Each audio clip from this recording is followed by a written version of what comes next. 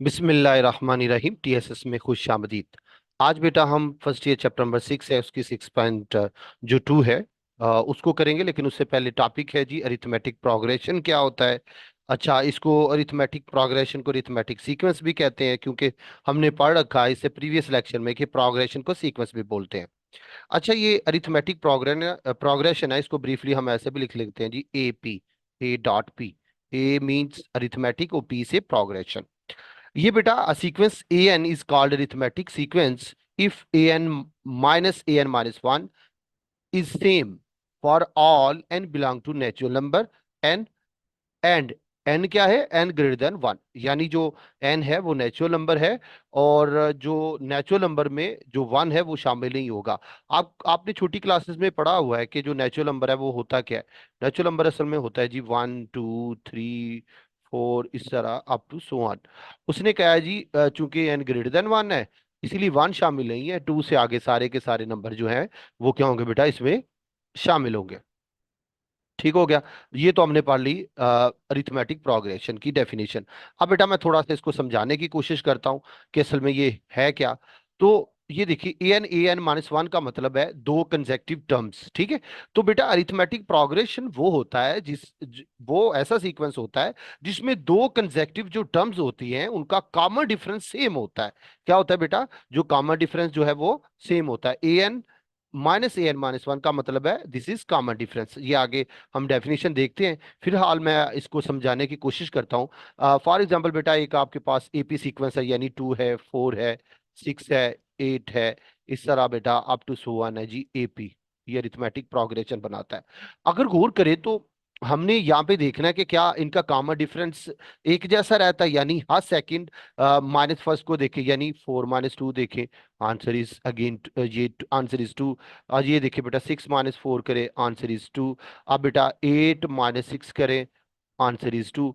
तो बेटा कोई सी दो कंसेक्टिव टर्म्स ले लें, आप उनका डिफरेंस करें सेकंड माइनस फर्स्ट, तो आपके पास जो कॉमन डिफरेंस हमेशा जो है वो सेम आ रहा है, डेट इज ट्रू। तो इसका मतलब है ये जो हमारे पास सीक्वेंस है वो कौन सा सीक्वेंस है, एपी सीक्वेंस, जिसको अरिथमेटिक प्रोग्रेशन ना या अरिथमेटिक बेटा सीक्वेंस बोलेंगे। अब देखिए, ये जो सेकंड माइनस फर्स्ट है आप इसको जनरल लिखते हैं ए एन माइनस वन। ठीक है। और अगर वर्बली इसको बोले तो इसको बोलते हैं consecutive difference of two consecutive terms. ठीक है। तो ये देखिए, कॉमन डिफरेंस की डेफिनेशन अगर वो पूछे तो आपने कहना है difference of two consecutive terms of an AP. AP का मतलब अरिथमेटिक सीक्वेंस या progression is called common difference. और इसको बेटा डिनोट किस तरह करते हैं, डी से।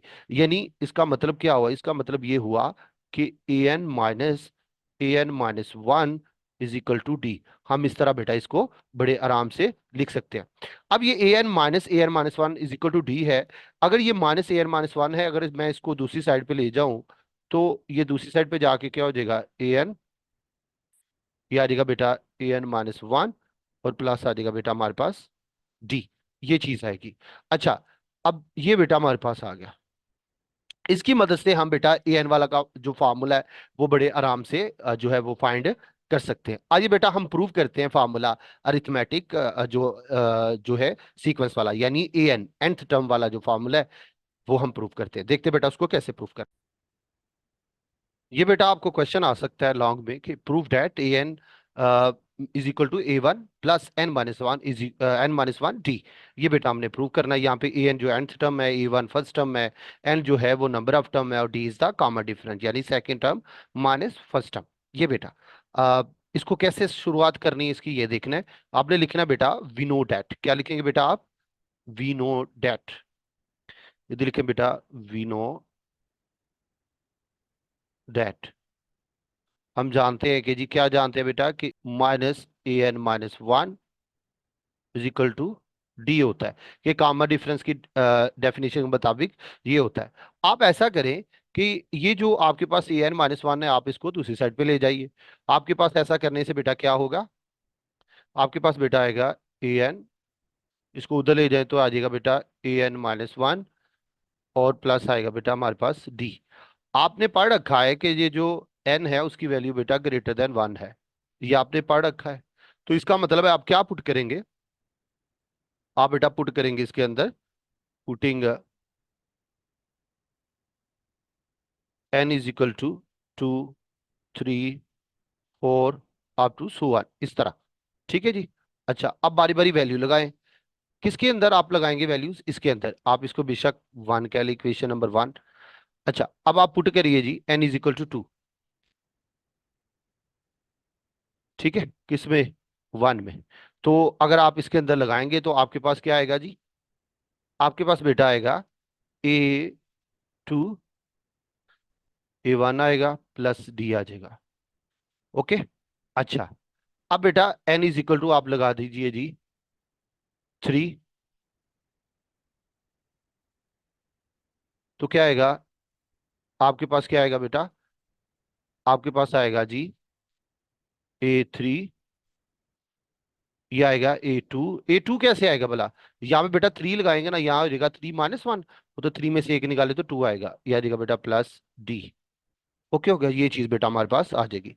अब आप गौर करें तो A2 की वैल्यू आपके पास ये वाली है, ये A2 की वैल्यू बेटा आपके पास ये है। आप क्या करें, A2 की वैल्यू जो है इधर लगा दे उठा के। सही है। तो ऐसा करने से बेटा क्या होगा? A3, A2 की जगह ये लगाएं, A1 प्लस डी। और ये वाला तो डी ऑब्वियसली आएगा। हमारे पास आएगा बेटा A1 प्लस डी यानी 2D। A3 भी आ गया। गौर कर रहे हैं? अच्छा जी। अब बेटा नेक्स्ट करते हैं n is equal to four. n is equal to four. अच्छा, जब आप n is equal to four, अब देखिए पुट हम दोबारा बार बार हर दफा हमने ये जो टू थ्री फोर पुट किया, पुट हम वन में ही कर रहे हैं। ठीक है। आप करेंगे जी, ये आ जाएगा n की जगह फोर, इधर फोर लगाएंगे, फोर माइनस वन यानी थ्री, ये आएगा बेटा प्लस डी। ठीक हो गया। अब यहाँ पे फिर दोबारा फिर वैल्यू लगानी है हमने, जिस तरह हमने इधर लगाई है इधर E3 की। अब A3 की वैल्यू हमारे पास क्या है? ये है। आप लगा ले इधर वैल्यू। आपके पास आएगी जी A4 is equal to A1 plus 2D, और फिर क्या आएगा? Plus d. ये चीज आएगी। समझ गए? ये आ जाएगा बेटा हमारे पास। ओके।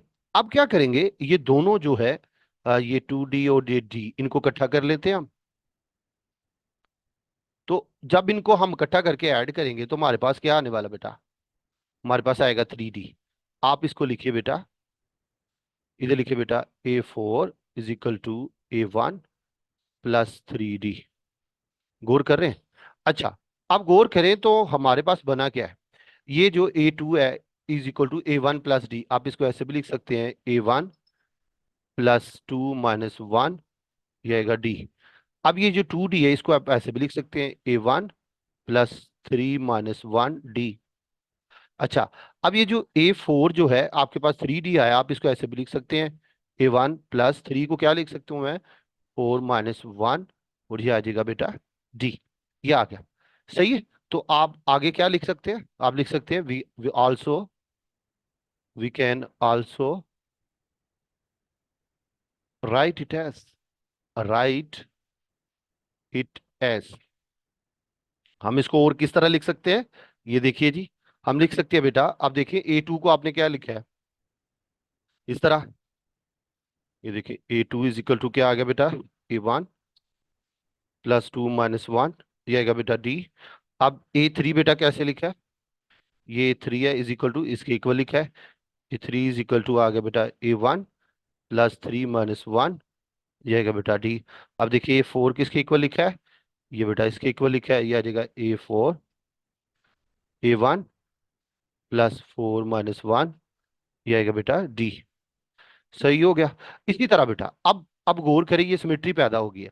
यहाँ बेटा टू है तो यहाँ पे भी बेटा क्या आ रहा है? टू में से वन माइनस हो रहा है। यहाँ थ्री है तो थ्री में से वन माइनस हो रहा है। यहाँ फोर है तो फोर में से वन माइनस हो रहा है। ठीक हो गया। इसी तरह आप चलते जाएं। आपने तो A n यानी A n निकालना है, यानी जनरल टर्म निकालनी है, तो आप इसी तरह प्रोसीड करते जाएं।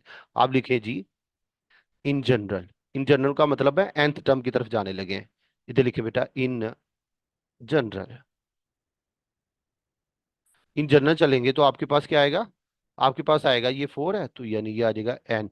ये A n है तो A1 तो हमारे पास फिक्स चल रहा है, ये फिक्स ही रहेगा। अब ये देखिए टू थ्री फोर है तो इन जनरल आ गए हैं, तो बेटा हमारे पास आएगा n माइनस वन। वन भी फिक्स है इसीलिए ये चेंज नहीं होगा। अब डी भी फिक्स चल रहा है तो डी भी चेंज नहीं होगा। ये बेटा हमने फार्मूला प्रूव करना था, हमने प्रूव कर दिया। अब यहाँ पे बेशक ये चीजें लिख लें एक्स्ट्रा, के यहाँ पे वेयर, वेयर, आप यहाँ पे अब सारी चीजें बताएं कि ए एन क्या है, ए वन क्या है, एन क्या है और डी क्या है। इसको देखते हैं जी। आप लिखिए बेटा वेयर, वेयर ए एन क्या है बेटा, ए एन है बेटा हमारे पास nth टर्म, या दूसरा नाम है इसका लास्ट टर्म, या इसका नाम है बेटा जनरल टर्म।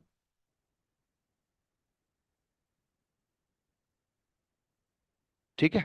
और ए एन दूसरा क्या बेटा ए वन, ए वन को क्या बोलते हैं, this is first term, first term of AP.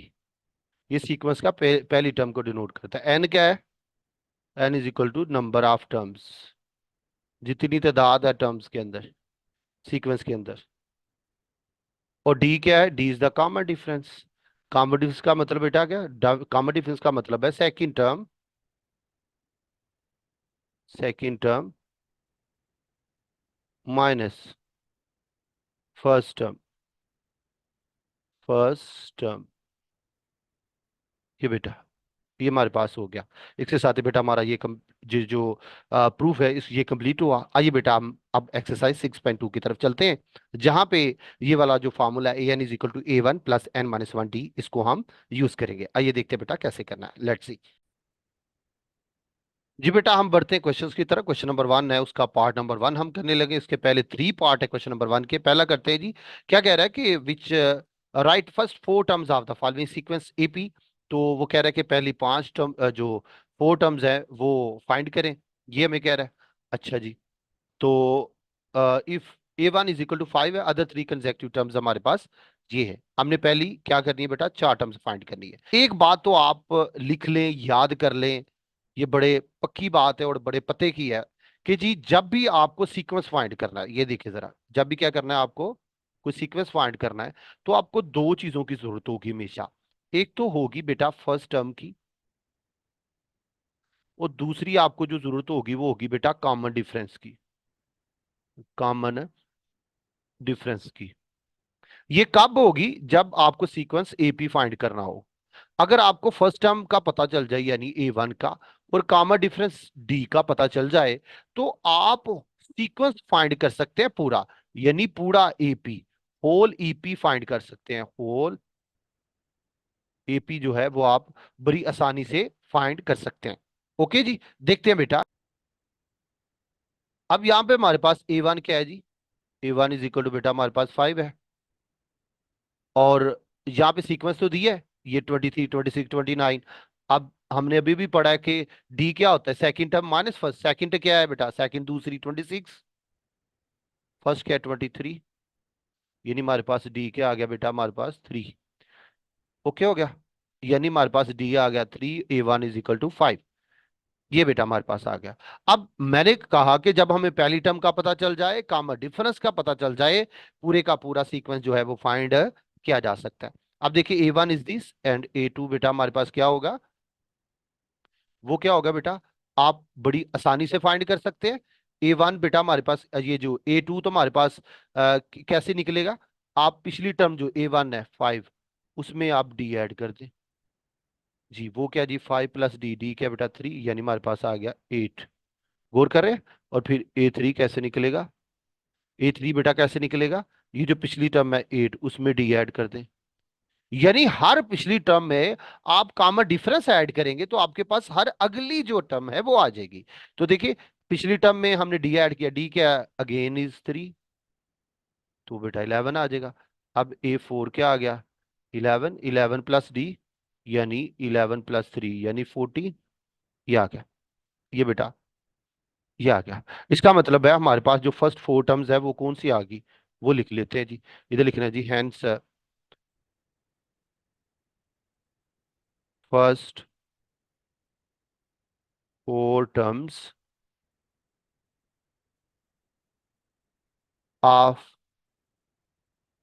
Of given AP are. वो क्या है बेटा? वो क्या है बेटा? वो आपके पास है जी 5, 8, 11 एंड 14। ये बेटा हमारे पास आ गया। आइए बेटा हम इसके सेकंड पार्ट पे चलते हैं, देखते कैसे कर।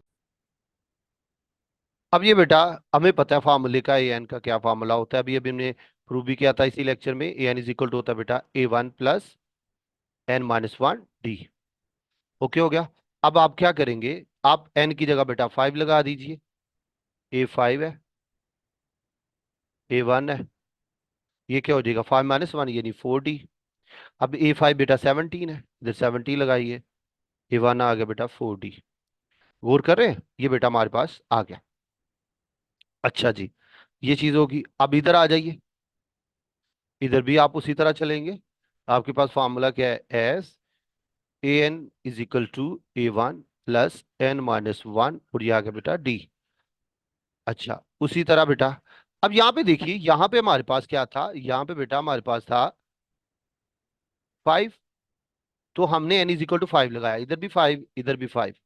अब यहाँ पे हमारे पास क्या है जी 9 है, तो यहाँ भी क्या करेंगे बेटा 9, और यहाँ बेटा क्या करेंगे जी 9। गौर कर रहे हैं?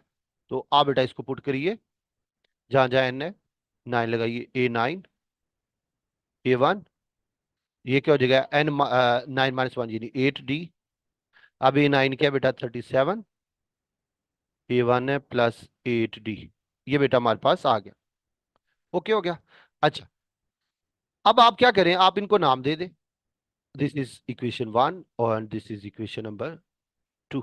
ये बेटा हमारे पास आ गया। अब आप क्या करें, इनको सब्ट्रैक्ट करें, क्योंकि A1 के कोफिशिएंट बेटा बिल्कुल इक्वल है। अब इनको करके देख लीजिए, ये आएगा बेटा A1 plus 4D is equal to 17। ये बेटा इक्वेशन 1 आ गई हमारे पास। दूसरा है जी A1 plus 8D is equal to 37।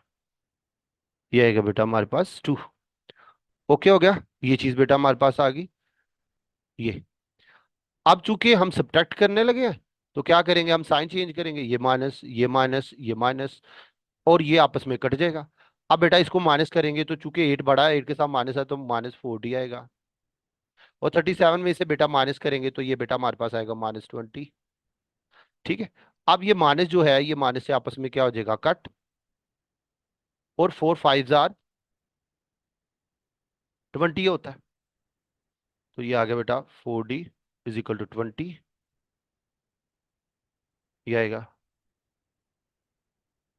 और D इज इक्वल टू बेटा हमारे पास आ गया 5। ये बेटा हमारे पास आ गया, D इज इक्वल टू क्या आ गया बेटा 5। ये चीज बेटा हमारे पास आ गई। अब देखिए जब हमारे पास D आ गया, तो हमने क्या करना है, अब फर्स्ट टर्म फाइंड करने की कोशिश करनी है। क्यों? क्योंकि हमने इसी जो एक्सरसाइज करने से पहले पढ़ा था कि अगर कोई एपी में फाइंड करना है, तो दो चीजों का पता चल जाए, हम पूरे का पूरा एपी फाइंड कर सकते हैं, पूरे का पूरा सीक्वेंस फाइंड कर सकते हैं। कैसे? अगर पहली टर्म का पता चल जाए, कॉमन डिफरेंस का पता चल जाए, सीक्वेंस फाइंड किया जा सकता है। कैसे भला? क्योंकि फर्स्ट टर्म में आप कॉमन डिफरेंस ऐड करें, दूसरी टर्म आ जाएगी, दूसरी टर्म में दोबारा कॉमन डिफरेंस आ जाए, तीसरी आ जाएगी, यानी हर पिछली टर्म में आप कॉमन डिफरेंस ऐड करें तो आपके पास अगली टर्म आ जाएगी। ठीक।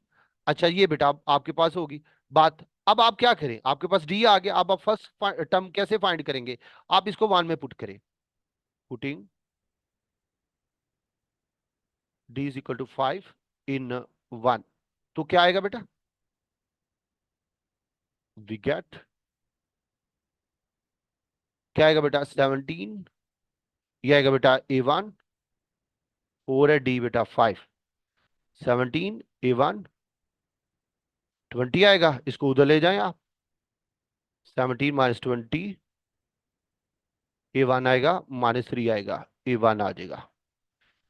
ये बेटा हमारे पास A1 इज इक्वल टू -3, यानी डी हमारे पास 5 है, और फर्स्ट अब बेटा हमारे पास क्या है जी, वो बेटा -3 है। अब बेटा आपने क्या करना, हमारा काम है क्या, हमारा काम है जी फर्स्ट 4 टर्म जो है वो फाइंड करना। अब देखिए A1 तो आ गई है, A1 इज -3। A2 कैसे आएगी, ये जो पिछली टर्म है यानी A1, उसमें आप डी ऐड करें, -3 प्लस डी, डी बेटा हमारे पास 5 है, यानी आपके पास 2 आ गया। A3 क्या है, पिछली टर्म 2 प्लस डी, यानी 2 + 5 यानी 7 आ जाएगा। A4 है, वो क्या आएगा 7, 7 + D, यानी 7 + 5 आ जाएगा, यानी हमारे पास आएगा 12। ये बेटा हमारे पास आ गया। इसका मतलब क्या, इसका मतलब है जी हैंस, इसका मतलब है जी hence required first 4 terms of of APR, वो क्या बेटा हमारे पास, वो है जी बेटा हमारे पास -3 टू 7 है, एंड 12 ये बेटा, इसके साथ ही बेटा हमारा ये वाला पार्ट भी कंप्लीट हुआ। आइए बेटा इसी लेक्चर के लास्ट वाले पार्ट की तरफ चलते हैं, part number 3। Let's see how we can solve this. जी बेटा उसी तरह चीजें लेके चलेंगे। हमें गिवन क्या है जी, हमें गिवन है जी as 3A7 is equal to बेटा क्या है जी 7A4, ये बेटा हमारे पास। अच्छा, अब बेटा क्या करेंगे, हमें पता है कि an हमारे पास क्या है, an इज इक्वल टू है जी A1 + n - 1 D। अब क्या करेंगे, जहां जहां बेटा आपके पास n है आप 7 लगाइए, और जहां जहां n है बेटा आप क्या लगाइए 4। देखिए इसी फार्मूले में आप एक दफा n इज इक्वल टू 7 लगाएं, इसी फार्मूले एक दफा n इज इक्वल टू 4 लगाएं, आपके पास दो डिफरेंट जो है टर्म्स की वैल्यूज आएंगे। देखिए आप क्या करिए जी, आप वैल्यू लगाइए, क्या करेंगे 7 लगाएं, A7 आएगा इधर, A1 में फर्क नहीं पड़ेगा 7 लगाने से, इधर n की जगह 7 लगा रहे हैं, 7 - 1 क्या हो जाएगा 6, 6D आ जाएगा, समझ रहे हैं।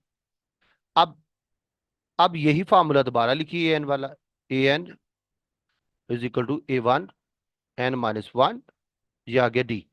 आप क्या करें, वही काम करें, पहले आपने 7 पुट किया क्योंकि 7 चाहिए, अब आप 4 लगाएं, जहां n इज इक्वल n है आप लगाएं 4, इधर लगाएं 4, A1 आएगा, 4 - 1 यानी 3, ये आएगा बेटा 3D आपके पास, क्या आ जाएगा बेटा 3D। अब आप क्या करेंगे जी, आप इनके अंदर वैल्यू लगाएं, ये वाली A7 की ये वाली वैल्यू इधर लगाएं, और ये जो A4 की वैल्यू A1 + 3D इसके अंदर लगाएं, ये इनके अंदर आप क्या करें बेटा वैल्यूज लगा लें।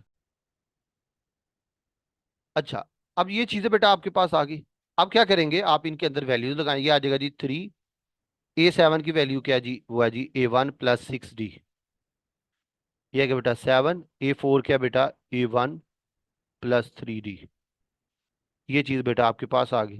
अब आप वैल्यू लगाएं, आप अंदर मल्टीप्लाई करें 3 को इससे भी और 3 को इससे भी, तो ये आ जाएगा 3A1, ये आ जाएगा 18D, 7 को A1 से और 7 को 3 से, 7A1 21D, ये आएगा बेटा हमारे पास।